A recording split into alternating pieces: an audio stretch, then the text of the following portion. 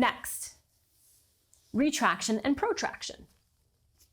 So when the shoulders retract, the rhomboids and the trapezius pull the shoulder blades together. When the shoulder blades protract, the serratus anterior primarily pulls the scapula apart. So come on to all fours and let's do some retraction and protraction push-ups. You can either do this on all fours in a quadruped position.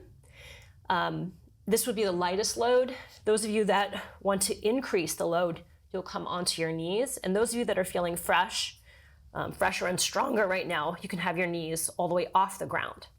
The rules of this are, if it hurts your wrists, just come onto your forearms. You can do the same exact thing from a forearm position.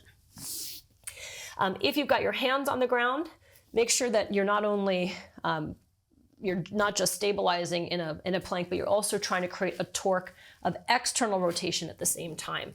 So that would be the rules that I want you to follow here. Retraction and protraction push-ups. You'll squeeze your shoulder blades together and you'll press them apart. Remember, this can be done just in all fours or with the knees in a little bit of a more angled position. In the protraction, you'll also feel, obviously, that your pecs are working to help push you away from the ground in conjunction with the serratus migrating the scapula away from each other. Retracting and protracting. Go ahead and bias the left side and retract and protract a couple of times there. And then shift to the right and retract and protract a couple of times, biasing 60, 70, 80% of your weight on that side. And then release. Next, there's lots of exercises here. Okay, next, we have flexion and extension. So when we come into flexion and extension, what we're referring to is movements in the sagittal plane. Whereas protraction and retraction, by the way, are in a special plane known as horizontal abduction and adduction. I'll get there in a minute. We're going to stick to the cardinal planes right now. We have shoulder flexion and shoulder extension. So you can try that in yourself right now. You could flex your shoulders and you can extend your shoulders. So to challenge our shoulder flexion and our shoulder extension, I've got one of my favorite props, the rolled up yoga mat. So let's challenge our extension first. So you can take the rolled up yoga mat and place it behind your back. So I'm actually holding on to the hole here. That makes it a little bit of an easier grip.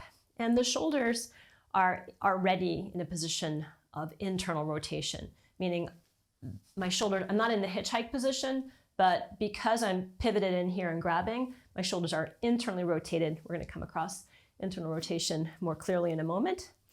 But what I'd like you to do here is just stabilize your torso and then raise your mat up as high as you can. Now you'll notice that as you extend your shoulders, your scapula, they may want to elevate, but attempt to not let that happen. So you want to try to dismiss the urge to also couple this with your upper traps. And we're just finding pure shoulder extension. And the shoulder extensors here in this case are primarily the lats and the triceps. And you can probably hear the shaking in my voice because this mat is wicked heavy.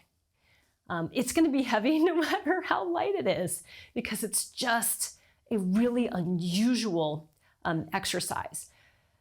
Then keeping your humeri elevated, go ahead and bend and straighten your elbows. So talking to the short head as well as long head of the triceps here.